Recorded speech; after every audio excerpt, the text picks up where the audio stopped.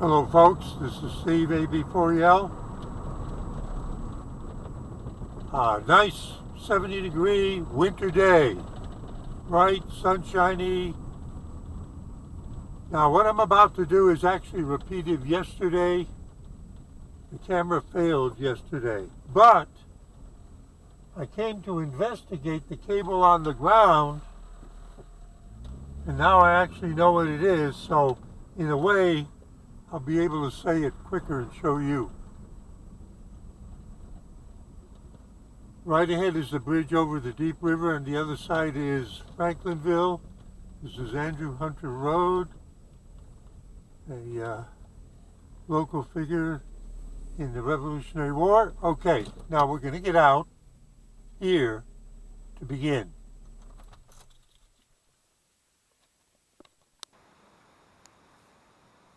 Okay, I'm out of the car. Now, last week we were here. Boy, that sun is really bright today. Big difference from yesterday. Now let's review, and we'll see what we're up to.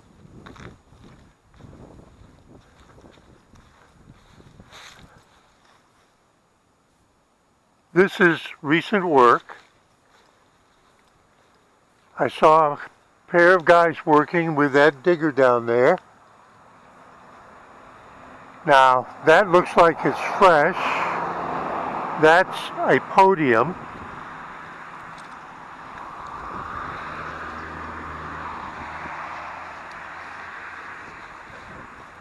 Obviously, it got bent, and that doesn't make it any good. Warning, buried cable, CenturyLink. Okay? Now, there's a cable that goes here. There's a fresh label. See, there was one before, and this is a fresh one that's been put here. Every telephone pole has got an identity. This goes up here. Now, I'm going to say that doing it like this is temporary, and it may be temporary for a reason. And later when we get to the other side, I'll show you what it'll look like when they finish. So they've got it semi-wound off. Now there's a guy wire that goes to the next pole, and on the guy wire is this cable. And it goes across the river to the other side on the lowest guy wire. And as I look at it, now this is something I figured out yesterday, as I look at it, what I see is that this cable is wound around the guy wire. In other words, there's no clamps or anything. The way they keep it from sagging is that it's wound around, which says something about how they put it up there. We'll walk down there in a moment. So the guys were here with that digger, and they did something in the ground. Let me make sure this is running. Yeah, it is. Pardon my camera work. Now, when I was here yesterday, I decided to pick up the cable. This is a cut end. And I looked at it, and I'll be frank with you, I thought that this was coaxial cable. Just by looking at the end of this, it seemed like it was coaxial cable. That there was a sheath, and then there was the interconductor and a dielectric, just like a typical coaxial cable I have running to my antennas for ham radio. Now to review, part of my curiosity is because 1, 2, 3, 4, 5, 6, 7, 8, 9. So there are 4.5 loops of this cable lying here on the ground. And I can't estimate the actual length of it, but you can see it goes up just about past the digger. So the question would be, why they got this line here, and is it extra?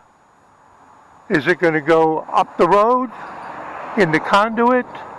There's another box over there by the digger, and there's this plenum, which has nothing to do with what's going on, and this one says, warning, underground cable, sprint.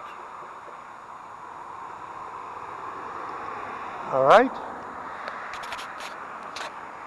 Now when they came out to do the work, they put these fresh signs, buried telephone cable, hand dig. See, that's a hand digger. See the flag?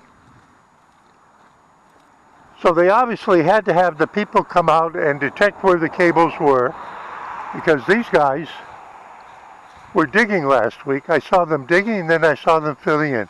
This is from a car accident from like 6 months ago.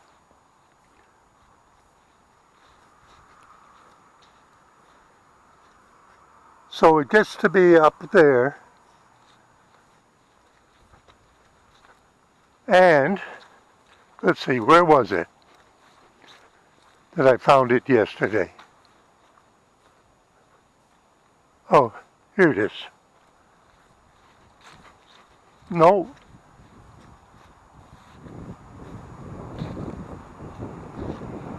Hang on. I'm getting old.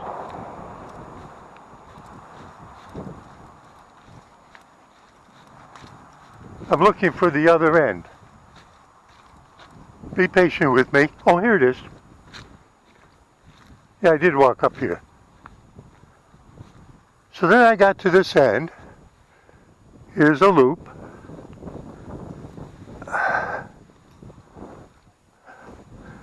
In the dirt. And at this point, looking at it, I realized that this is a fiber optic cable. And it has another characteristic. Now this is a roughly cut end.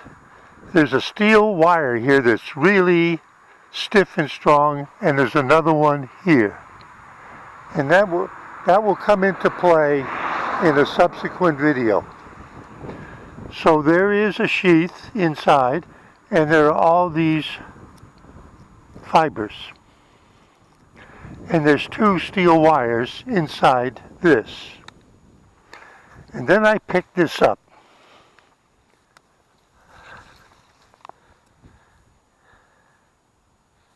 Let me make sure it's working. I had a different camera yesterday where I could focus closely. I'm going to read it to you. Left to right, 005196 feet. Oh, I'll explain that in a subsequent video. OFS, optical cable. Hope I'm looking at it right. Then AT-3GE8YSX-144. I'm reading that off so that when I show you in a subsequent video how I use that, you'll be able to do it too. The important thing is AT-3GE8YSX-144. And then it says 08-23. This was made in August of 2023. And then it looks like a telephone handset symbol. And then it says 144F. And then it says SH1-001235. All right? So it clearly says that this is optical cable, which means fiber optic. It's not coax.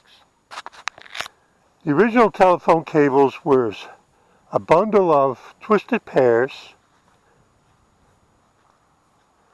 a pair of wires carrying the signals from the switching office to your individual telephones. through a big cable that would be up above. And then for longer distance, they, not counting microwave, they were able to switch over to, like the way most cable is in the country, an RF cable, radio frequency cable, like I use to send the power from my transmitter to the antenna. But you can put multiple signals inside a coaxial cable operating on separately from each other, so you can have multiple channels with just what amounts to 2 wires.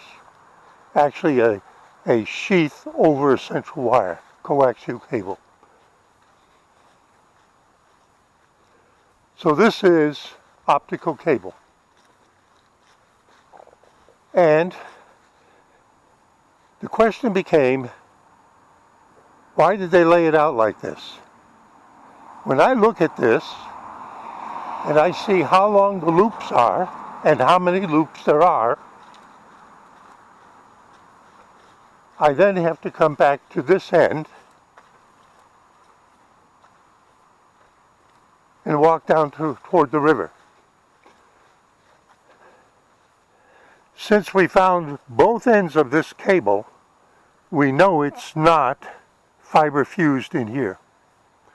And you'll remember that I put up a video last week about a guy I found just up the hill over there.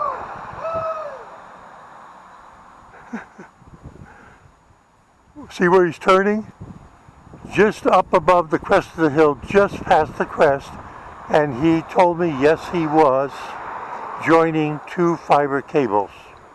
He was doing the glass fiber fusion operation. My presumption is he probably did it here too. That there's already a cable that goes all the way up to 64, more or less. Just like he was fusing into a cable up there that goes all the way up to 64, but along that road. So why is that lying there on the ground? Is it scrap? Now just a little further down is where they've been warehousing their stuff, what used to be a gas station long ago, and there have been spools of this stuff, and there have been spools of that stuff. So why is it laying there? And the reason why I asked the question that way is because it relates to a comment, thank you, that was put on the video about the last time I was here, last week, video. It was so I'm walking down here, and we can see these, and it puzzled me why they would come and put the flags, but the answer is they were doing digging, and I'm thinking that anytime they would be working in this section, presumably not only on this side, but the flags appeared on the other side, that they might do digging over there too. And they want to be sure they don't hit anything that they shouldn't. Now, there's a conduit here that goes up there. But the one we've been talking to is on that pole, power pole, and is this lowest one here.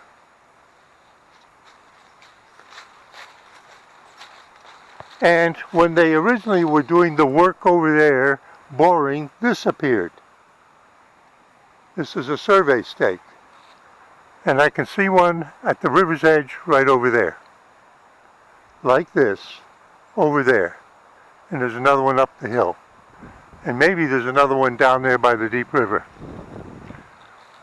Now, here's another telephone plenum.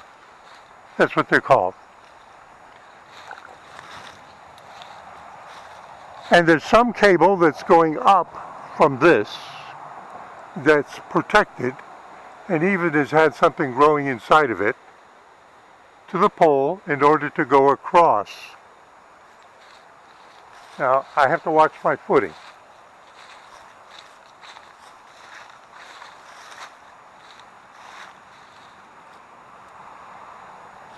whatever cable it is that's going up that was underground, remember they said only hand dig? It goes to that junction box, that joins cables. That's what that cylinder's about. It joins cables. So there's some kind of traffic going this way and across on a guy wire. There's this one that's going across on its guy wire. There are the 3 power distribution plus the neutral return at the very top. And then there's the one we're interested in. That is the lowest guy wire that has a serpentine wrapped fiber optic cable going to the other side, which presumably was not there a few months ago when the work here began. So why do they have another one lying on the ground?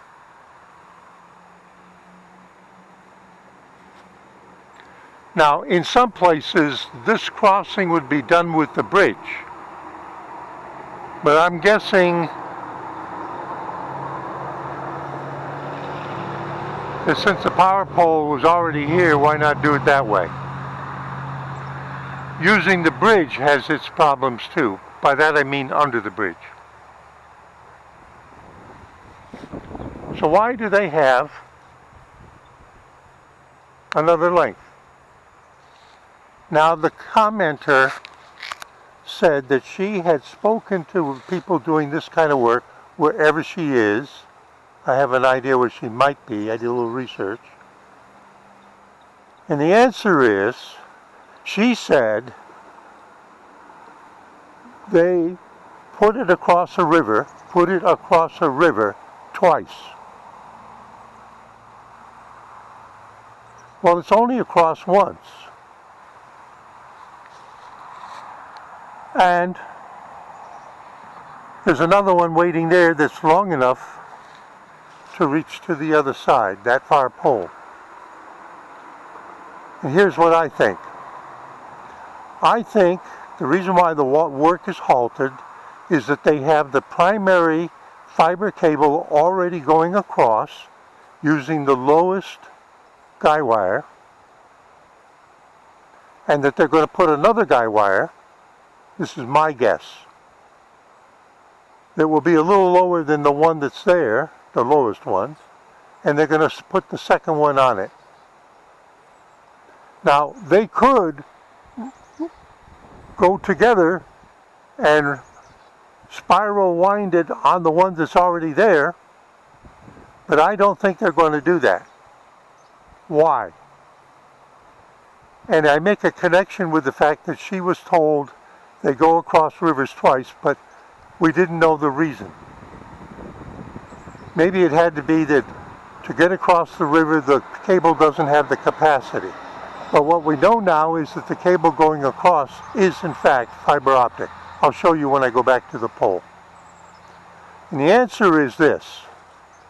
Places like rivers have a lot of unknowns, like rows of trees next to them, in a way that's not controlled, that can be controlled when they come along with these, and we've had it during this past year in preparation for this work, where they hire these companies, it's called Xylem, the local one's called, I'm not promoting anything, XYLEM, which is one of the layers of a tree or a plant, of food conducting, nutrient conducting, and they make sure that there's no tree branches in the power lines and in the cables and stuff like that. Well, when you go across a river, you have a lot of uncontrolled. So what do? You put it across twice. Why? Because only one of them is active, connected. The other one is a spare. And if a tree falls and it hits the spare, who cares?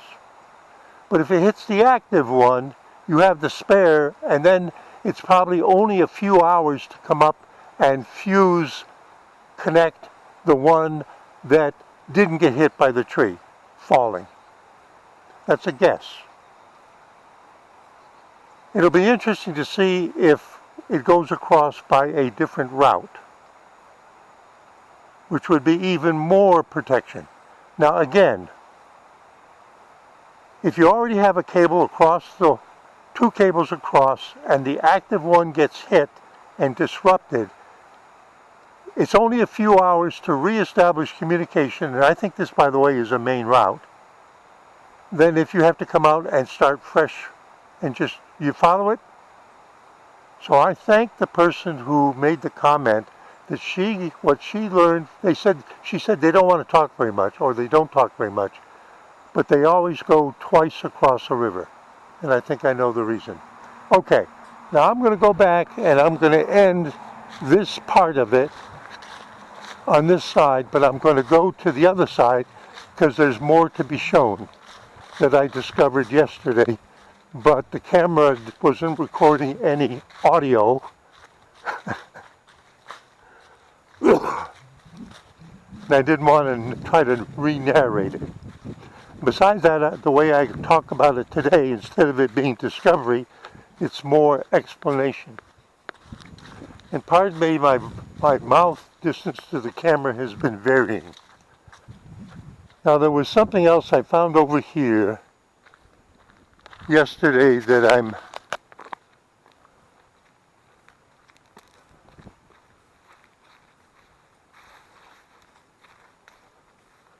don't see today. Oh no, that's right, I found it on the other side. All right. So now I think I've given a reasonable hypothesis for why this cable's on the ground. That the reason why they're doing this way is not because they're in a hurry, but because they're going to string a second cable and go up, and then when they put the shielding on, they'll be shielding both cables at the same time, or they'll be shielding them separately going up the pole. But why do one and then have to come back? Because that's a different set of skills and equipment. All right? So I'm going to get back in my car and head over to just on the other side of the bridge. And for this episode, this is Steve AB4L, 70 degrees, nice winter temperatures, saying see you at 73.